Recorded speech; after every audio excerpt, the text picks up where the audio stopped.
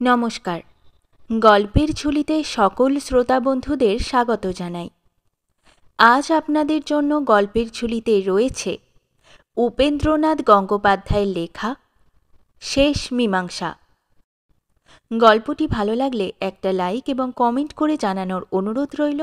আর চ্যানেলে নতুন হয়ে থাকলে আরও গল্প শোনার জন্য চ্যানেলটি সাবস্ক্রাইব করতে কিন্তু ভুলবেন না। তাহলে চলুন শুনে নেওয়া যাক আজকের গল্প। সমস্যা মানুষের জীবনেরই বস্তু। সহসা অতর্কিতে আমাদের জীবনের মধ্যে এসে দেখা দেয়। কখনো তার সমাধান সম্ভব হয়, কখনো হয় না। এর বিরুদ্ধে অভিযোগ করবার কিছু নেই। কিন্তু মাসখানেক দেওঘরে স্রেফ বেরিয়ে আসবার সাধু সংকল্প নিয়ে যেদিন হাওড়া স্টেশনে পৌঁছে গাড়িতে আরোহণ করলাম, সেদিন যে সমস্যা কয়েকদিন পরে আমার জীবনে উদিত হবার জন্য অলক্ষিতে বিনা টিকিটে সঙ্গে সঙ্গে গাড়িতে এসে সওয়ার হয়েছিল, তার অপরূপত্বের বিরুদ্ধে অভিযোগ করলে বোধহয় তেমন কিছু অন্যায় হয় না।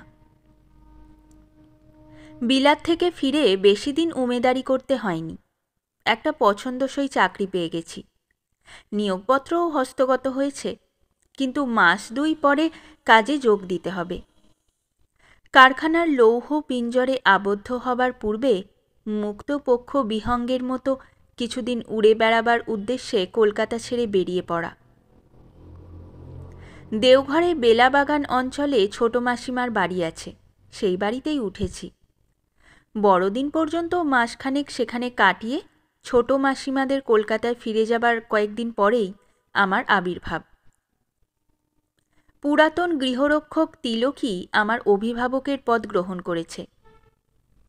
আমার দৈনন্দিন কার্যতালিকা সংক্ষিপ্ত এবং পরিবর্তন বর্জিত। সকালে উঠে চা ও ওভালটিন সহযোগে মাখন টোস্ট ও ডিমের সদ্ব্যবহার করে বেরিয়ে পড়া। 2-4 মাইল চক্র দিয়ে 2-4 জনের সঙ্গে দেখা সাক্ষাৎ করে মনমতো ভাণ্ডার থেকে খবরের কাগজ কিনে বেলা 10টা আন্দাজ গৃহে ফিরে আসা।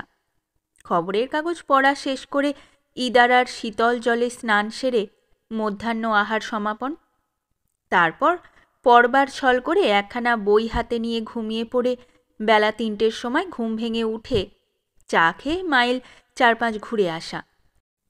সর্বশেষে নৈশ আহার সমাপন করে 1 পেয়ালা কফি খেয়ে নিয়ে রাত 1:30-2টো পর্যন্ত বই পড়ার পর বাস্তব জগৎ ছেড়ে স্বপ্নরাজ্যে প্রবেশ করা। প্রায় 1 সপ্তাহ ধরে একই নিয়মে কার্যতালিকাটি অনুবর্তিত হওয়ার ছন্দে হঠাৎ একদিন জ্যোতিভঙ্গ ঘটল। জ্যোতিভঙ্গটি যেমন অচিন্তনীয় তেমনি নাটকীয়। সেদিন অপরাহ্নে চা পানের পর রিকিয়ার দিকে বেড়াতে গিয়েছিলাম। সন্ধ্যা উপস্থিত হওয়ায় প্রত্যাবর্তন করতে হলো।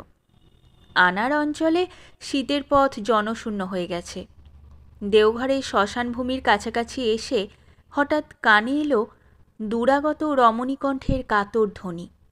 ব্যস্ত হয়ে দ্রুত পদে শ্মশানের পাশে উপস্থিত হয়ে দেখি পথের উপর একটা খালি রিকশো পড়ে আছে, আর শ্মশানের নাবাল ভূমির উপর দাঁড়িয়ে একটা লোক, স্পষ্টত রিকশাওয়ালা। একটি তরুণী মেয়ের কণ্ঠ থেকে সোনার হার খুলে নিচ্ছে। আমাকে দেখতে পেয়ে মেয়েটি চিৎকার করে উঠল, বাঁচান, আমাকে বাঁচান। উচ্চস্বরে আমি হুঙ্কার দিয়ে উঠলাম।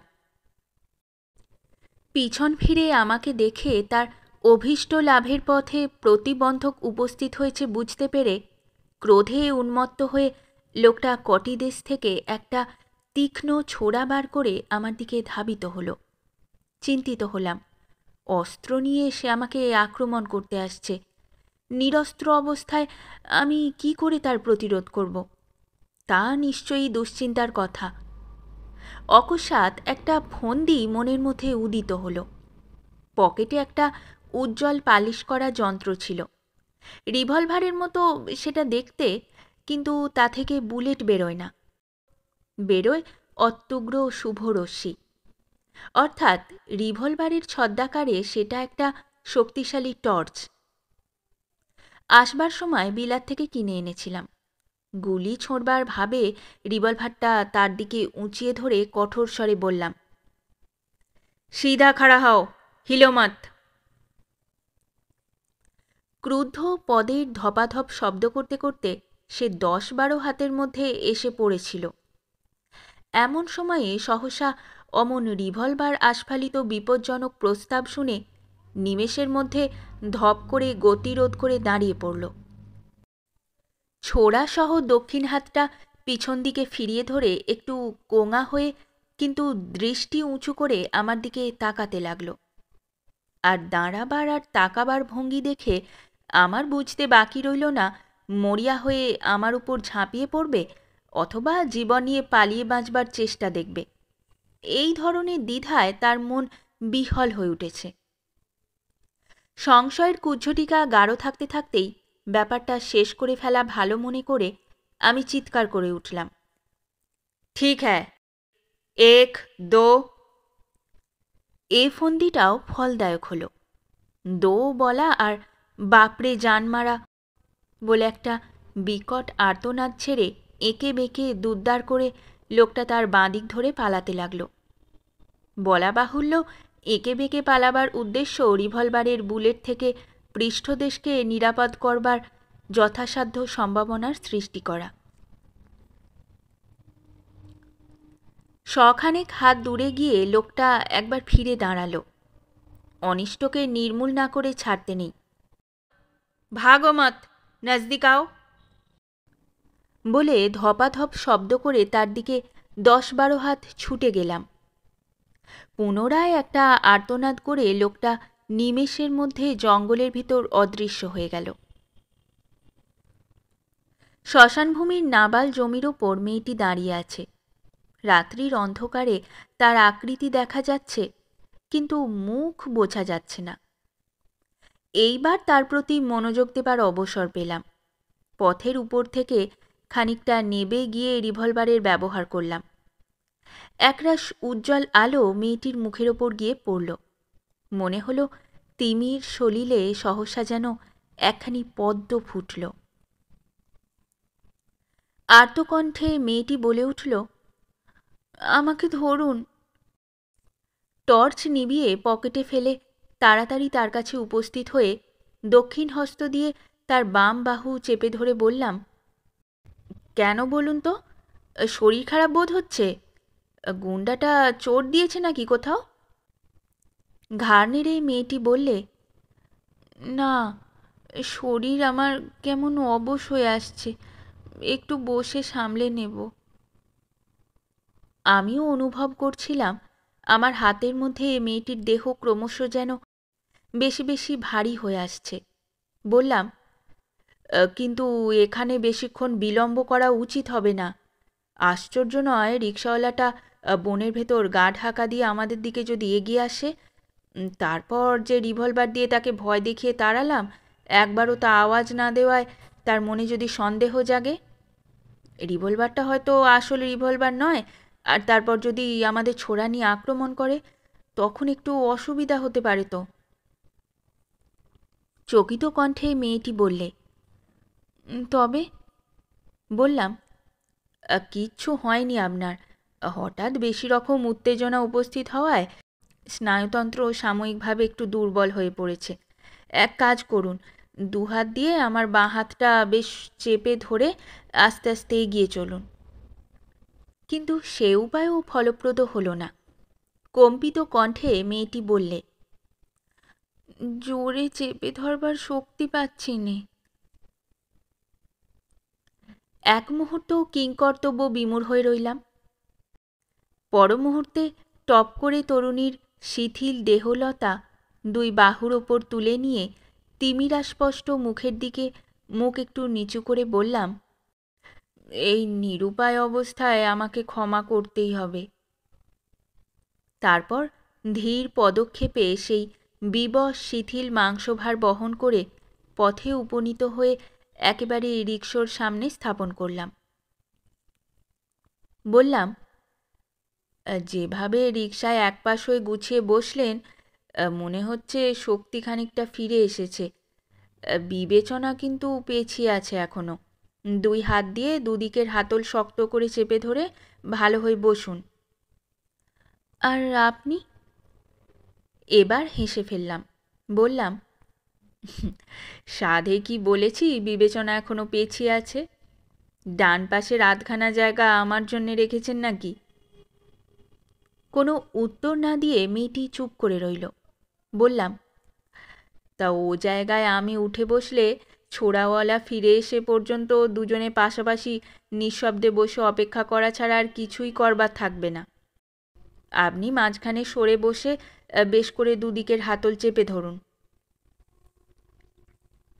আমার উপদেশ পালন করে মেয়েটি বললে, কিন্তু আপনি কি করবেন? দেখুন না, একটা অতিশয় সৎকার্য করব। বলে বোম ডিঙিয়ে মধ্যস্থলে উপস্থিত হয়ে দুহাত দিয়ে রিকশো তুলে ধরে দেহ অবনত করে শহরের দিকে ছুট দিলাম। মানুষ টানা রিকশো। যে সময়ের কথা বলছি সে সময়ে দেওঘরে সাইকেল রিকশো অপেক্ষা মানুষ টানের রিকশোরই বেশি চলন। রিকশোর ওপর মেয়েটি চঞ্চল হয়ে উঠল। এ কি এ আপনি কি করছেন? কোন দিক দিয়ে সহসা কেমন যেন উৎসাহ লাভ করে গতি আর একটু বাড়িয়ে দিয়ে বললাম, ঠিকই করছি, এই অবস্থায় এর চেয়ে ভালো আর কিছু করা যায় না। এক মুহূর্ত চুপ করে থেকে মেয়েটি বললে, লোকে দেখলে কি মনে করবে বলুন তো? বললাম, হয় মনে করবে রিকশাওয়ালারা ক্রমশ বাবু হয়ে উঠছে, নয় বাবুরা ক্রমশ রিকশাওয়ালা হয়ে পড়ছে। খানিকটা চুপ করে থেকে বললাম, কোনো এক দেশের রাজপুত্তুর কোনো এক দেশের রাজকন্যাকে দৈত্যের হাত থেকে উদ্ধার করে নিয়ে যাচ্ছে, আজকালকার এই শুকনো যুগে এমন সরস কথা কেউ মনে করবে না। বলে হেসে উঠলাম। মেয়েটি চুপ করে রইল। কয়েক গজ এগিয়ে গিয়ে বললাম, আচ্ছা, আপনি এত হালকা কেন বলুন তো? খান না বুঝি ভালো করে? আজকালকার মেয়েরা স্বাস্থ্যকে বাঘের মতো ভয় করে। মেয়েটি এ কথার কোনো উত্তর দিলে না। একটু পরে আবার বললাম, দেখুন, রিকশা টানা যে এত মজার তা স্বপ্নেও জানতাম না। রিকশাওয়ালাদের রিকশা টানতে দেখে মনে কষ্ট পাই, কিন্তু এখন দেখছি এর মধ্যে কষ্টই শুধু নেই, উত্তেজনাও যথেষ্ট আছে। এবারও মেয়েটি প্রথমটা চুপ করে রইল, কিন্তু একটু পরেই কথা কইলে। বললে, একটা কথা বলবো? গাড়ির গতি মন্দ করে নিয়ে বললাম, বলুন। আমার একটুও ভালো লাগছে না। কি ভালো লাগছে না? এই যে আমি আপনাকে বহন করে নিয়ে চলেছি তাই? হ্যাঁ। কিন্তু কেন বলুন তো? একজন অজানা অচেনা মানুষ, জীবনে যার সঙ্গে হয়তো আর কোনো দিনই দেখা হবার সুযোগ ঘটবে না, এই নির্জন পথ দিয়ে রিকশা টেনে আপনাকে রাত্রির অন্ধকার ভেদ করে নিয়ে চলেছে, এর মধ্যে কি কোনো নতুনত্ব, কোনো উত্তেজনা পাচ্ছেন না? এক মুহূর্ত চুপ করে থেকে বললাম, তবে যদি একান্তই কুণ্ঠা জাগে, কিছু না হয় মাশুল ধরে দেবেন। মাশুলের পরিমাণ নিয়ে আমি পীড়াপিড়ি করব না। প্রসন্ন মনে যা দেবেন দুহাত পেতে তাই নেব। বলে উচ্চস্বরে হেসে উঠলাম। একটু রাখুন তো। নামবেন? হ্যাঁ। কেন বলুন তো? দরকার আছে। অগত্যা রিকশো নামালাম। মেয়েটি নেমে পড়ে দু চার পা পায়চারি করে বললে, দেখুন, আমার হাত পায়ের সেই অবশ ভাব সেরে গেছে, এখন হাঁটতে পারবো। চলুন দুজনে হেঁটে যাই। দরকারের সময় আপনাকে তো কষ্ট দিতে ছাড়িনি। কিন্তু হতভাগ্য রিকশার কি হবে? এখানে পড়ে থাক। বললাম, সেটা সঙ্গত হবে না, রিকশা থানায় জমা দিতে হবে। আপনার ওপর যে রাহাজানি হচ্ছিল তার দুর্বৃত্তকে ধরবার আর শাস্তি দেবার জন্যে সাক্ষী সাবুত চাই। সাক্ষী হব আমি, আর সবুত হবে এই রিকশা। তার জন্যে কি রিকশা থানায় জমা দেওয়া কি একান্তই দরকার? একান্তই। তবেই ধরুন আমরা দুজনেই যদি হেঁটে যাই, রিকশো টানবে তাহলে কে? আপনি নিশ্চয়ই নয়। আমি? আচ্ছা, আপনি হেঁটে চলেছেন আর আমি খালি রিকশো টেনে চলেছি। দৃশ্যটা কতদূর বিসদৃশ্য আর আমার পক্ষে হীনতাজনক হবে বলুন দেখি। একটা কথা আমার বিশ্বাস করবেন? তরুণী বললে, আমি আপনার কোনো কথাই অবিশ্বাস করব না। ধন্যবাদ। কথাটা হচ্ছে, আপনাকে টানতে আমি কষ্টবোধ করছি নে। কেন করিনি সে কথা বুঝিয়ে দিচ্ছি। বেলুন দেখেছেন নিশ্চয়ই, ছেলেদের খেলবার বেলুন? মৃদুস্বরে তরুণী বললে, দেখেছি। বেলুনে দুটো জিনিস থাকে, একটুখানি রবার আর খানিকটা হাওয়া। চোপসা রবারটুকুর তবু কিছু ভার অনুভব করা যায়, কিন্তু যাই সেটার পেটের মধ্যে খানিকটা বায়ু আশ্রয় করে, অমনি যেন রবারটুকুর ভারও লুপ্ত হয়ে যায়। হাতের চেটোয় রাখলে অতি সামান্য আঘাতেই বেলুনটা যেন ছেড়ে পালাবার জন্যে লাফাতে থাকে। আপনার বিষয়েও ঠিক একই কথা। খালি রিকশোটার নিশ্চয়ই কিছু ভার আছে, কিন্তু আপনি তার সঙ্গে যুক্ত হলে মোটের ওপর সবটা যেন হালকা হয়েই ওঠে। আসলে অবশ্য তা হয় না, মনে হয় তা হয়েছে। বেলুনের ক্ষেত্রে এর যেমন বৈজ্ঞানিক কৈফিয়ত আছে, আপনার ক্ষেত্রেও তেমনই আছে মনস্তাত্ত্বিক কৈফিয়ত। বলে হাসতে লাগলাম। মেয়েটি ধীরে ধীরে বললে, আচ্ছা, তাহলে উঠেই বসি। বললাম, একটু দাঁড়ান, টর্চটা আপনার হাতে দিই। ঘণ্টিটা রিকশাওয়ালার কাছে আছে। আমার হাতে থাকলে টুনটুন করে শব্দ করতে করতে আপনাকে নিয়ে ছুটতে পারলে রিকশো চালাবার 16 আনা শখ মেটানো যেত। অভাবে টর্চের আলো ফেলতে ফেলতে যাওয়া যাক। দরকার হলেই আমি বলবো আলো ছাড়ুন, আর সঙ্গে সঙ্গে আপনি আলো ছাড়বেন। পকেট থেকে টর্চটা বার করে বললাম, সাধু হয়েও গুন্ডার আকার ধারণ করে এই টর্চটি আজ আপনাকে গুন্ডার হাত থেকে রক্ষা করেছে। এর প্রতি আপনার একটু কৃতজ্ঞ হওয়া উচিত। এই দেখুন, খুলতে হলে এই টিপকলটা আঙুল দিয়ে এই রকম করে পিছন দিকে টানতে হয়। টর্চের উজ্জ্বল আলোকছটার মধ্যে মেয়েটির মুখ প্রদীপ্ত হয়ে উঠল। টর্চটা নেবার জন্য কুঞ্চিত চক্ষে সে হাত বাড়ালে। টর্চটা নিভিয়ে তার হাতে দিলাম। বললাম, একবার না হয় পরীক্ষা করে দেখুন। বলা মাত্র ঝপ করে আমার মুখের ওপর এক ঝাঁক উজ্জ্বল আলোক এসে পড়ল। হাত দিয়ে আড়াল করে বললাম, বুঝেছি, ঠিক আছে, নিভিয়ে ফেলুন। টর্চ নিভল। তারপর মেয়েটিকে রিকশায় তুলে নিয়ে আবার ছুটে চললাম। খানিকটা গিয়ে এক জায়গায় পথটা মনে হলো একটু বেঁকে গেছে। বললাম, আলো ছাড়ুন। টর্চ বোধ হয় উদ্যত হয়েই ছিল। পথের দুপাশ আলোকিত হয়ে উঠল। মাঝখানে আমার বিচিত্র ছায়া ছুটে চলেছে। বললাম, দয়া করে ঠিক আমার পিঠে ছাড়বেন না। ব্যস্ত কুণ্ঠিত কণ্ঠে মেয়েটি বললে, আপনার পিঠে ছাড়ছি নে তো। মাথায়ও ছাড়বেন না, দয়া করে একটু বাঁ দিক ঘেঁষে ছাড়ুন। পথের বাম দিক আলোকিত হয়ে উঠল। বললাম, হয়েছে, নিভিয়ে দিন। পথ অন্ধকার হয়ে গেল। সবশুদ্ধ 4 বার টর্চ জ্বালাবার প্রয়োজন হয়েছিল। চতুর্থবারে জ্বালতে দেখা গেল অদূরে একজন লোক আসছে। নিকটে এলে শ্রমিক বলে মনে হলো। পুরো 1 টাকার লোভ দেখিয়ে তাকে রিকশো টানতে রাজি করলাম। একবার মাত্র সে জিজ্ঞাসা করলে, বাবুজি, আপকা রিক্সাওয়ালা কাহা গিয়া? বললাম, শ্বশুর আর গিয়া। এ কথার পর আর কোনো প্রশ্ন খুঁজে না পেয়ে আমার সঙ্গে হাত বদল করে নিলে। মেয়েটিকে লক্ষ্য করে বললাম, আর কোনো কুণ্ঠা রইল না তো আপনার? মেয়েটি বললে, না, তা রইল না, আপনি এবার উঠে আসুন। দেখলাম এক পাশে সরে গিয়ে মেয়েটি আমার বসবার জায়গা করে দিয়েছে।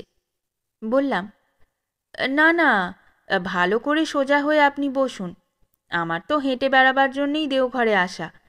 বাঁ হাতে আপনার গাড়ি ধরে গল্প করতে করতে আনন্দের সঙ্গে আমি হেঁটে চলি। মেয়েটির শান্ত কণ্ঠস্বর ঈষৎ কঠোর হইল। বললে, দেখুন, এ পর্যন্ত আমি আপনার সকল কথা শুনেছি। এখন আপনি যদি আমার এই অনুরোধটুকুও না রাখেন, তাহলে আমার কি করা উচিত বলুন তো? বললাম, "হুম, কঠিন প্রশ্ন। এ লোকটাকে বেশিক্ষণ দাঁড় করিয়ে রাখা ভালো হবে না। রিকশায় উঠে আপনার পাশে বসেই তাহলে উত্তর কি হতে পারে ভাবা যাক।" বলে গাড়িতে উঠে বসলাম। অপরিচিতার পাশে বসে কিন্তু আমার রসপ্রিয় মনকে কশাঘাতের ভয় দেখিয়ে বললাম, খবরদার, ইতিপূর্বেই কিছু প্রগল্ভতা, কিছু কাব্যকলাপ করেছ। স্থান, কাল, পাত্র ও অবস্থার বিবেচনায় ক্ষমা হয়তো তার ছিল, আর কিন্তু থাকবে না। লোকালয় সমীপবর্তী হয়েছে। লৌকিক এলাকায় প্রবেশ করবার পূর্বে তোমার সামাজিক মনকে জাগ্রত করে শিষ্ট হয়ে নাও।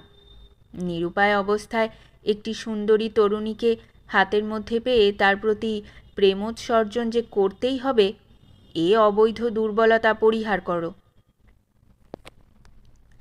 মনের এক কোণ থেকে এক তার্কিক বলে উঠল, কিন্তু এই আপাত অবৈধ উৎসর্জনকে বৈধ করে নিতে তোমার পক্ষে সামাজিক অথবা নৈতিক কোনো প্রকারের অসুবিধে তো নেই।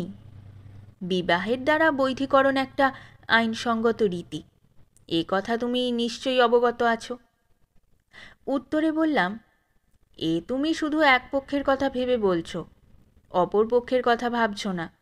অপর পক্ষে যদি সীমন্তে সিঁদুর রেখার উপস্থিতির অথবা অপস্মৃতির অসুবিধে থাকে তাহলে?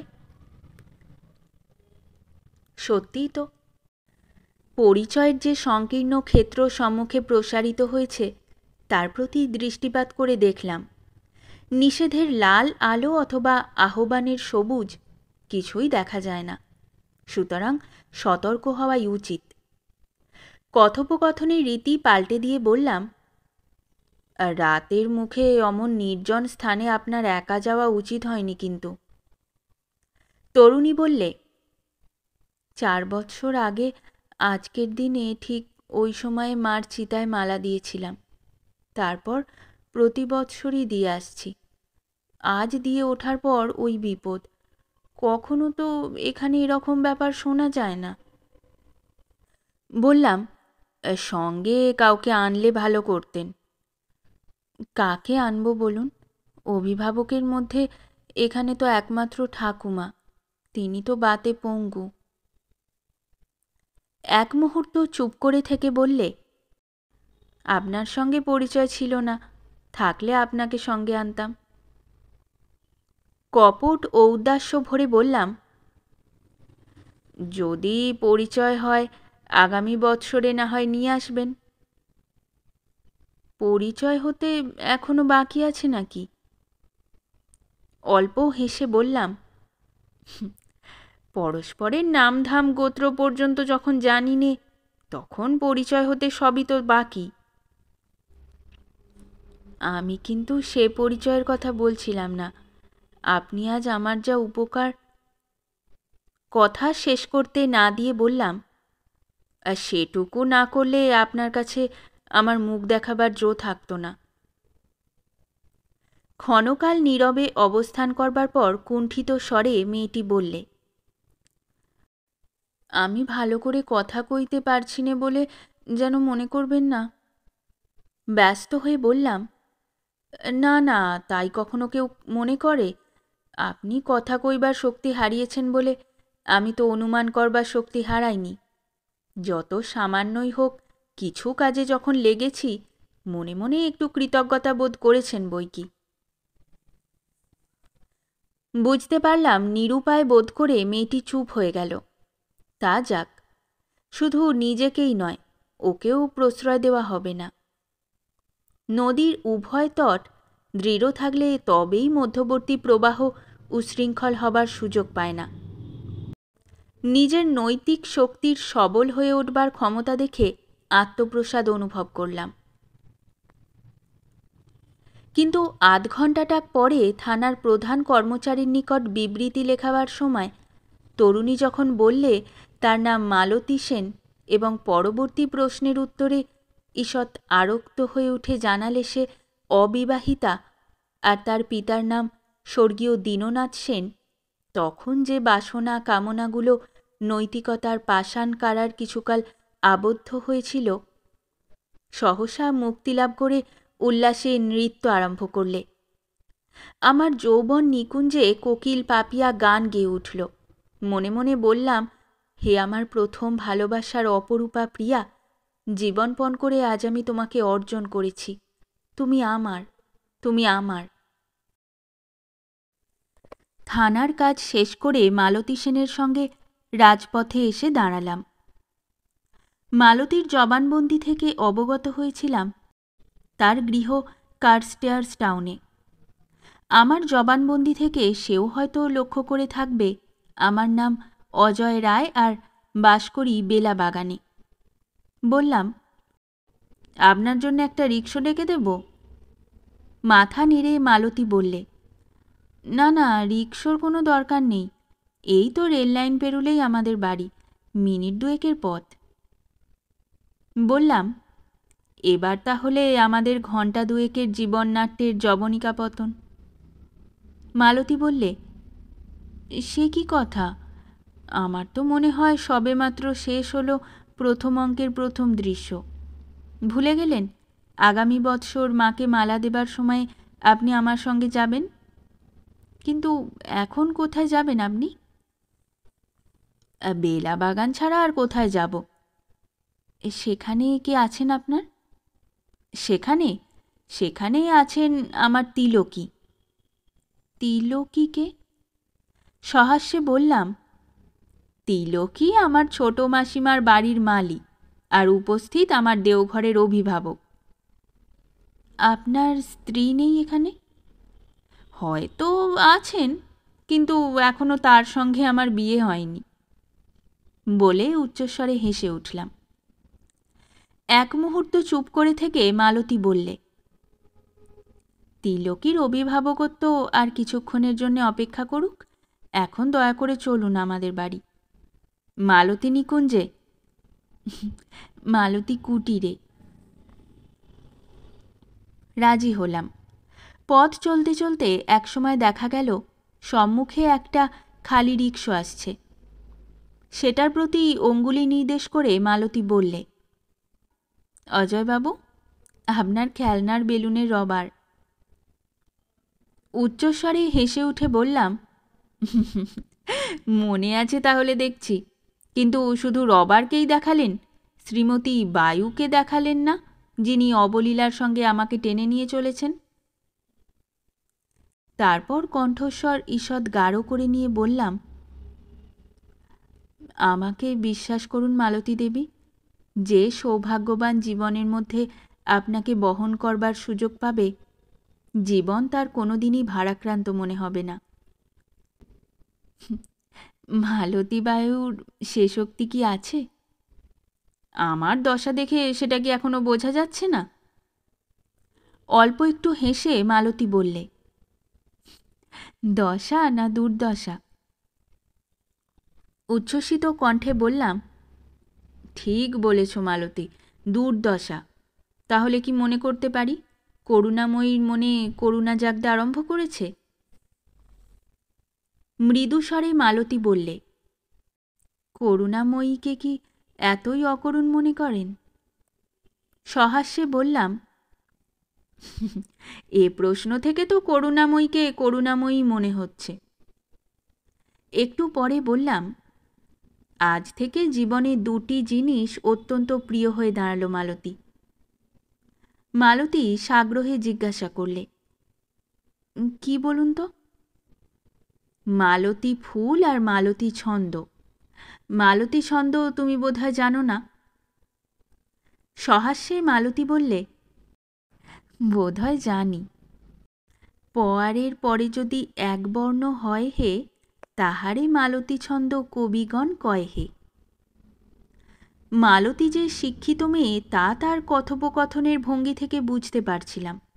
বিস্মিত হলাম তার মালতী ছন্দ সম্বন্ধে জ্ঞানও দেখে। কিন্তু কিছু পরে তার গৃহে উপস্থিত হওয়ার পর কথায় কথায় যখন অবগত হলাম তার নিবাস কাশীধাম, সেখানে কাকার সঙ্গে সে বাস করে আর সংস্কৃতে সে এমএ পাস, তখন গভীরতর বিস্ময়ের মধ্যে পূর্বের বিস্ময়ে নিমজ্জিত হল। মালতী এবং মালতীর শয্যাগতা পিতামহীর সঙ্গে বহুক্ষণ আলাপের পর মালতীর পীড়াপিড়িতে নৈশাহার সমাপন করে যখন গৃহের গেটে এসে দাঁড়ালাম, তখন রাত 10টা বেজে গেছে। পথের উপর একটা রিকশা অপেক্ষা করছে, নিশ্চয়ই মালতী আনিয়ে রাখিয়াছে। বললাম, মনের সংবাদ কিছু দিয়ে যাব মালতী? মৃদু স্বরে মালতী বললে, স্পষ্ট করে দেবার কি এমন কিছু দরকার আছে? সংবাদ তো একেবারে অজানা নেই। তবু সবটা হয়তো জানো না। মন ভরে গেছে মালতী ফুলের গন্ধে, আর বুকের স্পন্দন চলেছে মালতী তালের ছন্দে। তোমার মনের সংবাদ কি মালতী? মালতী বললে, মেয়েদের মনের সংবাদ নিতে নেই, অনুমান করতে হয়। অনুমান করতে পারছেন না? বললাম, অনুমানের চেয়ে একটু বেশি কিছু চেয়েছিলাম। মাসুল চেয়েছিলাম, সে কথা ভোলনি বোধ হয়। না, নিশ্চয়ই ভুলিনি। তোমার মনের খবরটা পেলে হয়তো মাসুল শোধ হয়ে যেত। মালতী বললে, আচ্ছা, কাশী থেকে ফিরে কড়াইগন্ডায় মাসুল শোধ করব। কাল সকাল 7:30টার গাড়িতে আমি কাশী যাচ্ছি। আকাশ থেকে পড়লাম। হঠাৎ? মালতী বললে, একটা বিশেষ জরুরি কাজ আছে। কবে ফিরবে? বুধবার সকাল 6:30টায় যশিডি পৌঁছব নিশ্চয়ই। এ 5 দিন আমি মালতীহীন হয়ে কি করে কাটাবো? স্মিত মুখে মালতী বললে, এ কদিন না হয় মালতীকে ভুলে থাকার চেষ্টা করেই কাটাবেন। পরিহাস নিশ্চয়ই, কিন্তু পরদিন সকালে যশিডি স্টেশনে মালতীকে গাড়িতে তুলে দিয়ে এ কথার উত্তর দিলাম। ঘণ্টা পড়েছে, গার্ড হুইসেল বাজিয়ে সবুজ পতাকা নাড়ছে। জানালার ধারে বসে মালতী ডান হাতখানা একটু ঝুলিয়ে দিয়ে আমার সঙ্গে গল্প করছে। বললাম, মালতী, কাল রাত্রে তুমি বলেছিলে তোমার অনুপস্থিতির কয়েকদিন আমি যেন তোমাকে ভুলে যাবার চেষ্টা করে কাটিয়ে দিই। পরিহাস করেছিলে নিশ্চয়ই, তবু আমি তার প্রতিবাদে যে কথা বলছি তুমি যেন তা ভুলো না। মৃদু স্বরে মালতী বললে, কি কথা? মালতীর বিলম্বিত হাতখানা চেপে ধরে বললাম, তোমাকে নিশ্চয়ই জানান দিলাম, এ জীবনে হয় তুমি, নয় আর কেউ নয়। গাড়ি চলতে আরম্ভ করেছিল। মালতীর হাত ছেড়ে দিয়ে দেখি তার 2 চক্ষে অপরিসীম সহানুভূতির ছায়া। দেওঘরের প্রথম মাঘের দুর্দান্ত শীত, তার উপর পূর্ব রাত্রি থেকে আকাশ মেঘাচ্ছন্ন হয়ে বৃষ্টি ও ঝোড়ো হাওয়া আরম্ভ হয়েছে। বুধবার প্রত্যুষে যশিডি স্টেশনে মোগলসরাই প্যাসেঞ্জার যখন প্রবেশ করল, তার কিছু পূর্ব থেকে বৃষ্টির প্রকোপ অনেকটা কমেছিল বটে, কিন্তু কনকনে বায়ুর তীক্ষ্ণ দংশনে প্ল্যাটফর্মের নরনারী আর্ত হয়ে উঠেছে। গাড়ি সম্পূর্ণ থামবার পূর্বেই মালতীকে দেখতে পেলাম। কুলি ডাকবার উদ্দেশ্যেই বোধহয় জানালা দিয়ে মুখ বাড়িয়ে আছে। সানন্দেই চিৎকার করে উঠলাম, মালতী! আমার প্রতি দৃষ্টিপাত করে আনন্দের নিঃশব্দ প্রসন্নতায় মালতীর মুখ উদ্ভাসিত হয়ে উঠল। একটা কুলির দ্বারা তার শয্যা এবং সুটকেস নামিয়ে দিয়ে সে এক ধাপ ফুটবোর্ডের উপর নেমে এলো। যশিডির প্ল্যাটফর্ম উঁচু। মালতীর দিকে দুহাত প্রসারিত করে দিলাম। দুহাত দিয়ে আমার প্রসারিত দুহাত চেপে ধরে মালতী লাফিয়ে পড়ল প্রায় আমার বুকের উপর। হাত ছেড়ে দিয়ে হাসি মুখে বললে, এত দুর্যোগেও এসেছ তুমি? বললাম, অজয় হয়ে তো জন্মাওনি, বুঝবে কেমন করে অজয়ের ছটফটানির কথা। কুলি জিনিস নিয়ে ব্রাঞ্চ লাইনের দিকে এগিয়ে চলেছিল। চলতে চলতে মালতী বললে, মালতী হয়ে যদি জন্মাতে তাহলে বুঝতে মালতীর ধরফরানি দুঃখ। হাসি মুখে জিজ্ঞাসা করলাম, এখনো আবার কিসের ধরফরানির দুঃখ মালতীর? মালতী বললে, সে ধরফরানির দুঃখ বিশ্বেশ্বরের কাছে জানিয়ে এসেছি, তোমাকে জানিয়ে আর দুঃখ দিই কেন? একটু বিস্মিত হয়ে বললাম, সংশয় কেন মালতী? এখনো কি তোমাকে আমি পরিপূর্ণভাবে পাইনি? হাসি মুখে মালতী বললে, তাহলে কি 2 মিনিট আগে তোমার দুহাত ধরে অমন করে ঝাঁপিয়ে পড়ি? হঠাৎ খেয়াল হলো মালতী আমাকে তুমি বলে সম্বোধন করছে। ভারী খুশি হলাম। বুঝলাম কাশী থেকে ফিরে যোশিডিতে পদার্পণ করেই সে তার কথা মতো মাসুল পরিশোধ করতে আরম্ভ করেছে। কাশী যাবার পূর্ব মুহূর্ত পর্যন্ত সে আমাকে আপনি বলে সম্বোধন করেছিল। আবার বৃষ্টিটা একটু জোরে এসেছে। তাড়াতাড়ি একটা 2য় শ্রেণীর কামরায় উঠে কুলির হাতে একটা টাকা দিলাম। বকশিসের অবিশ্বাস্য আয়তনে খুশি হয়ে দীর্ঘ সেলাম বাজিয়ে কুলি প্রস্থান করলে। সে বুঝলে না বকশিসের আয়তনের মধ্যে লুকিয়ে আছে আমার নিজের পাওয়া বকশিসের আয়তন। মালতী বললে, তুমি দিলে যে? বললাম, এখন থেকে আমার উপস্থিতিতে তোমার সব খরচ আমার। মালতী হাসতে লাগল। বললে, আচ্ছা, আজই সন্ধ্যের সময় এই গয়নার দোকানে গিয়ে এ কথার পরীক্ষা নেওয়া যাবে। বললাম, আশা করি পরীক্ষায় উত্তীর্ণ হতে পারব। দুটো বেঞ্চে দুজনে সামনাসামনি বসলাম। এতক্ষণ মালতীকে ভালো করে দেখবার সুযোগ পাইনি। বললাম, মালতী, তোমার কিন্তু ঠান্ডা লেগেছে। কেন? তোমার গলার স্বর একটু ভারী ভারী মনে হচ্ছিল, মুখও দেখছি একটু যেন ভারী। মালতী বললে, সারা রাত যা ঝড়ঝাপটা খেতে হয়েছে, ঠান্ডা লাগা আশ্চর্য নয়। বললাম, এখনও ঠান্ডা লাগছে, আর বেশি লাগলে জ্বর হয়ে পড়বে। তোমার ও জামা গরম কাপড়ের হলেও সৌন্দর্য যতটা বাড়িয়েছে গরম ততটা বাড়ায়নি। উঠে দাঁড়িয়ে বললাম, নাও উঠে দাঁড়াও তো দেখি। হাসি মুখে উঠে দাঁড়িয়ে মালতী বললে, কেন, কি হবে? আমার দেহ থেকে চেস্টারফিল্ডটা খুলে মালতীর পেছন দিকে গিয়ে বললাম, হাত দুটো পেছিয়ে দাও। পিছন ফিরে তাকিয়ে সহাস্য মুখে মালতী বললে, কি বিপদ, ওই পুরুষের চেস্টারফিল্ড আমার অঙ্গে চাপাবে নাকি? বললাম, পুরুষের বটে, কিন্তু পর পুরুষের নয়, তোমার নিজের পুরুষেরই। মালতী বললে, কিন্তু আমাকে গরম করতে গিয়ে নিজে ঠান্ডা হয়ে যাবে যে। উত্তর দিলাম, লেখাপড়া শিখে তোমার বিদ্যে হয়েছে মালতী, কিন্তু বুদ্ধি হয়নি। আমার চেস্টারফিল্ড তোমার দেহে উঠলে আমার দেহ যে আপনা আপনি গরম হতে থাকবে, এ কথাও কি তোমাকে বুঝিয়ে বলবার দরকার আছে? শেষ পর্যন্ত মালতীকে চেস্টারফিল্ড পড়তেই হলো। গাড়ি ছেড়ে দিলে। সৌভাগ্যক্রমেই আমাদের কামরায় আর কেউ উঠল না।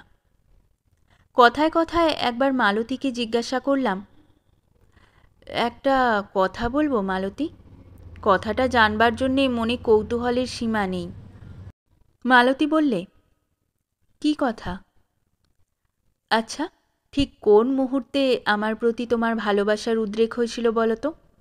যখন তোমার দেহ রিকশার দিকে বহন করে নিয়ে যাচ্ছিলাম তখন? মাথা নেড়ে মালতী বললে, না, তখন নয়। তখন তো উত্তেজনায় এমন অভিভূত হয়ে পড়েছিলাম যে সব কিছু প্রবৃত্তি স্তম্ভিত হয়ে গিয়েছিল। আচ্ছা, তাহলে যখন তোমাকে রিকশায় চড়িয়ে টেনে নিয়ে চলেছিলাম তখন কি? মৃদু হেসে মালতী বললে, তখন মনের মধ্যে একটা প্রবল কৃতজ্ঞতা দেখা দিতে আরম্ভ করেছিল। তাহলে কি যখন জানতে পেরেছিলে আমি অবিবাহিত তখন? তখন একটা সম্ভাবনার আনন্দে উল্লসিত হয়ে উঠেছিলাম। বিস্মিত কণ্ঠে বললাম, তখনও সম্ভাবনার আনন্দে? আশ্চর্য সাবধানী আর সতর্ক তোমার প্রেম তো। আচ্ছা, তাহলে সে প্রেম জাগলো কখন শুনি? মৃদু কণ্ঠে মালতী বললে, কাশীতে স্থির শান্ত অবস্থায় যখন নিবিড়ভাবে তোমাকে অন্তরের মধ্যে প্রতিষ্ঠিত করেছিলাম তখন। শুনে মনের মধ্যে একটু বেদনা বোধ করলাম। তাহলে দেওঘরে মালতী আমার প্রতি যে মনোবৃত্তি দেখিয়েছিল তার মধ্যে প্রেমের জাদুস্পর্শ ছিল না? বললাম, আমার প্রেম কিন্তু তোমার প্রেমের মতো সাবধানী হিসেবি প্রেম নয় মালতী। আমার প্রেম অন্ধ, বধির, অবুঝ, উদ্দাম। কখন সে প্রেম তোমার প্রতি জাগ্রত হয়েছিল জানো? জানবার সময় পাওয়া গেল না। যোশীডি থেকে দেওঘর ৮ ঘণ্টারও পথ নয়। গাড়ি প্ল্যাটফর্মে প্রবেশ করতে আরম্ভ করেছে। তাড়াতাড়ি উঠে দাঁড়িয়ে চেস্টারফিল্ডের বোতাম খুলতে খুলতে মালতী বললে, নাও তোমার কোট পরে নাও।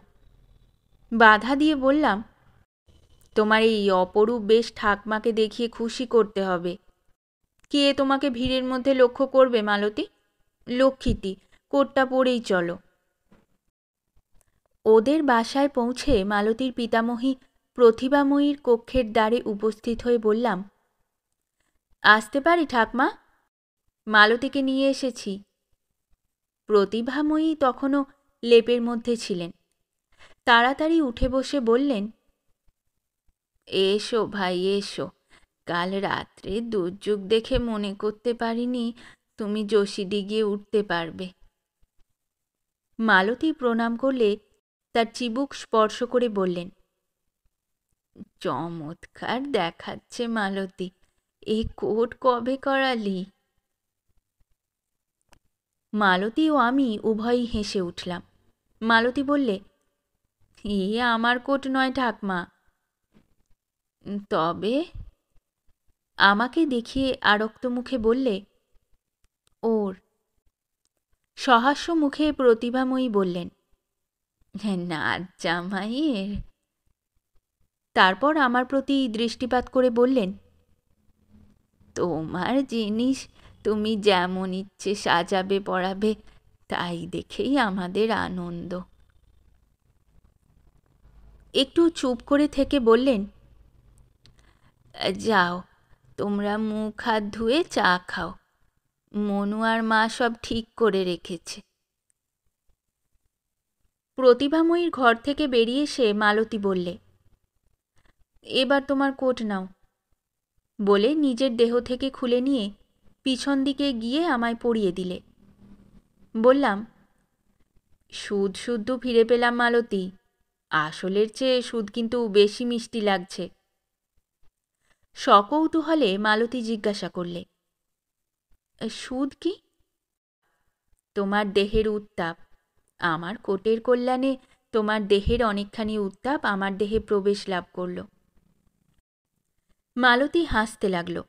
বললাম, আমাদের এখনো মালা বদল হয়নি, কিন্তু কোড বদল হয়ে গেল মালতী।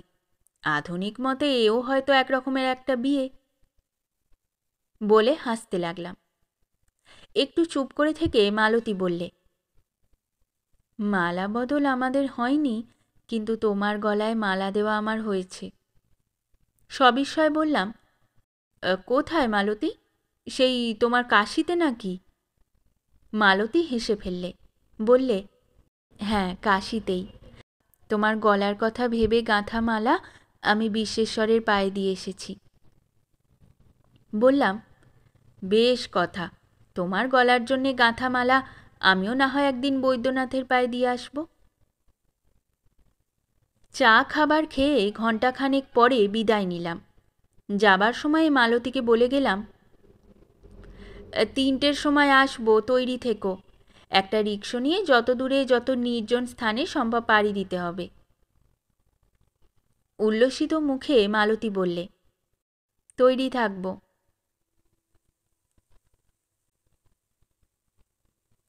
মালতী চর্চায় 8টা দিন একটা অখণ্ড স্বপ্নের মতো কেটে গিয়েছে।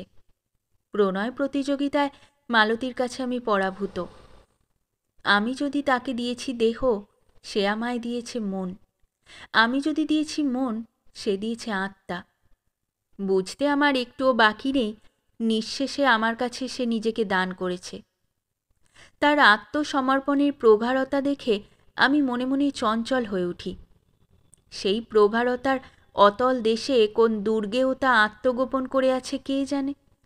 হঠাৎ কখন আবির্ভূত হয়ে মহা অনর্থের সৃষ্টি করবে। আজ সকালে মালতী আমাকে ডেকেছে, বলেছে আজ আমাকে এক অদ্ভুত কথা শোনাবে। কি কথা তার কোনো আন্দাজ দেয়নি। তার মুখের দিকে চেয়ে আমারও জিজ্ঞাসা করতে সাহস হয়নি।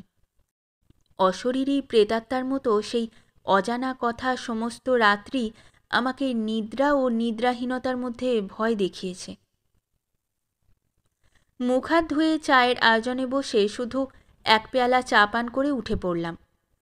তিলকী কাছে দাঁড়িয়েছিল, ব্যস্ত হয়ে বললে, সে কি দাদাবাবু, আর কিছু খাবেন না? বললাম, না তিলকী, আজ খেতে ইচ্ছে হচ্ছে না, এসব তোমার ছেলেদের দিও। যাচ্ছেন তো কস্টার টাউন? হ্যাঁ। মালতী দিদিমণি আজ আপনার সঙ্গে আসবেন? বোধ হয় না। দুটো ডিম সেদ্ধ খেয়ে যান। না তিলকী, তাহলে এক পেয়ালা ওভালটিন করে দিই? তাও না। মালতীর বাড়ি পৌঁছে দেখি কম্পাউন্ডে পলাশ গাছতলায় একটা চেয়ারে মালতী বসে আছে। সামনে আরও দুখানা চেয়ার, মাঝখানে একটা ছোট গোল টেবিল। আমি নিকটে যেতেই মালতী দাঁড়িয়ে উঠে বললে, এসো। মুখ তার আরক্তচকিত। উভয়ে উপবেশন করলে মালতী বললে, একটু চা দিতে বলি? বললাম, না দরকার নেই, খেয়ে এসেছি। এক মুহূর্ত অপেক্ষা করে বললাম, কি তোমার অদ্ভুত কথা বলো? আমার দিকে দৃষ্টিপাত করে মালতী বললে, আমার অদ্ভুত কথা, আমি মালতী নই, মল্লিকা। বিস্মিত হয়ে বললাম, তার মানে? তার মানে সেদিন দেওঘরের গাড়িতে তুমি ঠিকই ধরেছিলে। মালতীর চেয়ে আমার মুখ এমনি একটু ভারী, ঠান্ডায় ভারী হয়নি। এক মুহূর্ত বিস্মিত হয়ে থেকে বললাম, এসব তুমি নিশ্চয়ই সত্যি কথা বলছো না মালতী? নিশ্চয়ই বলছি। মল্লিকার পরিহাস করেও তোমার সঙ্গে অসত্য কথা বলবে না। আমি সত্যিই মালতী নই। এই যে আর একখানা চেয়ার রয়েছে, এতে মালতী এসে বসবে। আজ সকালের গাড়িতে কাশী থেকে সে এসেছে। মালতী কে? মালতী আমার যমজ বোন, আমার চেয়ে 10 মিনিটের বড়। দস্যুর হাত থেকে আমি উদ্ধার করেছিলাম তাহলে কাকে? মালতীকে, আমাকে নয়। মাথার মধ্যে দাউ দাউ করে আগুন জ্বলে উঠল। কঠোর স্বরে বললাম, তবে কাশী থেকে মালতী না এসে তুমি এলে কেন?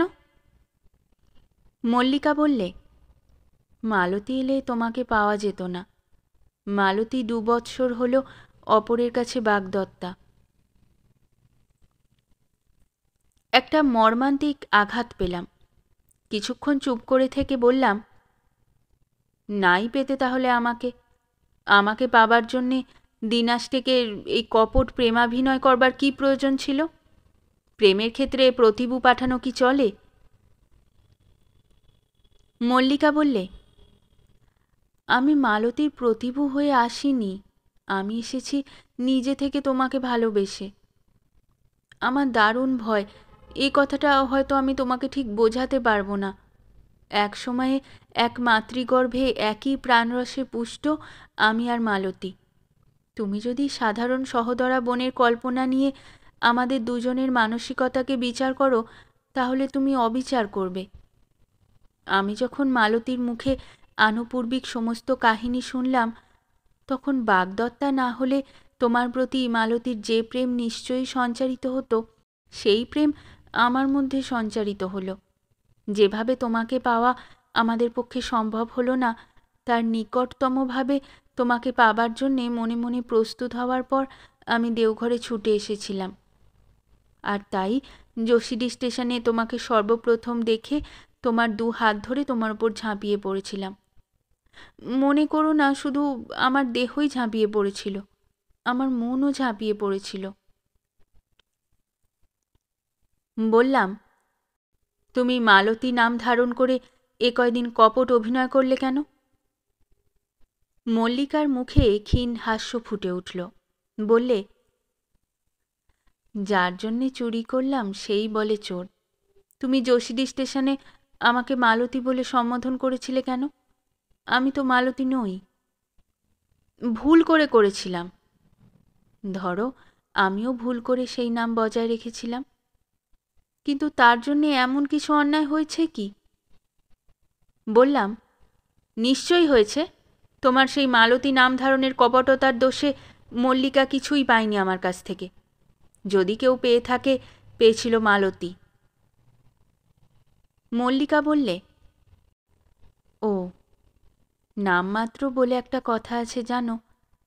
মালতী নাম ধারণ করার জন্য আমার যদি কিছু কপটতা হয়ে থাকে, সে নামমাত্র কপটতা। এই নামমাত্র কপটতার জন্যে আমি যদি তোমার কাছ থেকে কিছুই না পেয়ে থাকি, আর মালতী অপরের বাগদত্তা স্ত্রীলোক জেনেও তোমার মনে এখনও যদি তার প্রতি প্রেম লেগে থাকা অবৈধ মনে না করো, তাহলে এ কথার এখানেই শেষ।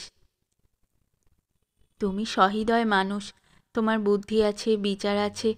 সব দিক বিবেচনা করে তোমার শেষ মীমাংসা আমাকে জানিও। এ বিষয়ে একটা মীমাংসা করবার জন্যই ব্যস্ত হয়ে চিঠি লিখে মালতীকে আমি কাশী থেকে আনিয়েছি। একটা কথা তোমাকে জানাই, এ নিয়ে তোমার কাছে আমি কান্নাকাটি অথবা করুণা ভিক্ষা কিছুই করছি নে। আর একটা কথা, শুনলাম মল্লিকা তোমার কাছ থেকে কিছুই পায়নি, কিন্তু মল্লিকার কাছ থেকে তুমি যা পেয়েছ তার পরিমাণ জানাবার মতো সাধ্য আমার নেই। এক মুহূর্ত চুপ করে থেকে বললে, মালতীর সঙ্গে দেখা করবে নিশ্চয়ই? বললাম, দয়া করে তিনি যদি দেখা দেন। আচ্ছা, তাকে ডেকে দিচ্ছি। বলে মল্লিকা উঠে দাঁড়ালো। বললাম, তুমি একটু বসো না এখানে, তাকে ডাকিয়ে পাঠাও। মল্লিকার মুখে মৃদু হাস্য দেখা দিল। চেয়ারে বসে পড়ে বললে, এখনো সন্দেহ? চাবি রিংয়ে একটা হুইসেল ছিল, সেটা বাজালে। পর মুহূর্তে বারান্দায় মালতীকে দেখা গেল। সে এসে ধীরে ধীরে চেয়ার অধিকার করে বসল। মুখে তার অপরিসীম আশঙ্কার ছায়া। বললাম, তোমার কাছে কি এমন অপরাধ করেছিলাম মালতী, যে আমাকে এমন করে দণ্ডিত করলে? মালতী কোনো উত্তর দেবার আগেই মল্লিকা উঠে দাঁড়িয়ে বললে, আমি তাহলে চললাম মালতী, এখানে আমার আর কোনো কথা বলবার বা শোনবার নেই।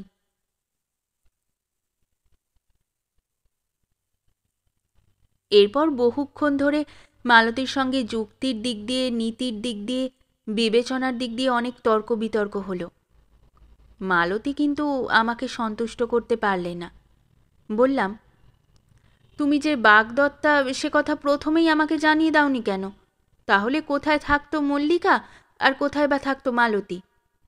একই অপক্ষপাতের সঙ্গে দুজনকে পিছনে ফেলে রেখে হালকা মন নিয়ে ফিরে যেতাম কলকাতায়। কাতর কণ্ঠে মালতী বললে, ঠিক সেই জন্যেই জানাইনি অজয়। তোমাকে একেবারে হারাতে আমি কিছুতেই প্রস্তুত ছিলাম না। বললাম, মল্লিকাকে একবার ডেকে দেবে? মালতী প্রস্থান করে মল্লিকাকে পাঠিয়ে দিলে। মল্লিকা এসে ধীরে ধীরে একটা চেয়ার গ্রহণ করে বসল। তাকে বললাম, মালতী দেওঘর ছেড়ে যাবার পূর্ব মুহূর্তে তাকে বলেছিলাম, এ জীবনে হয় তুমিই নয় আর কেউ নয়। এ কথার প্রথমাংশ যখন আর হতে পারে না, শেষ অংশটাই তখন কায়েম রইল। শান্ত কণ্ঠে মল্লিকা বললে, অর্থাৎ আর কেউ তোমার নয়? হ্যাঁ। ঘাড় নেড়ে আচ্ছা বলে মল্লিকা উঠে দাঁড়ালো।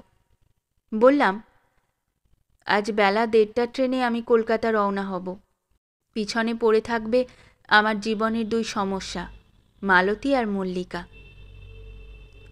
তেমনই সহজভাবে ঘাড় নেড়ে মল্লিকা বললে, আচ্ছা।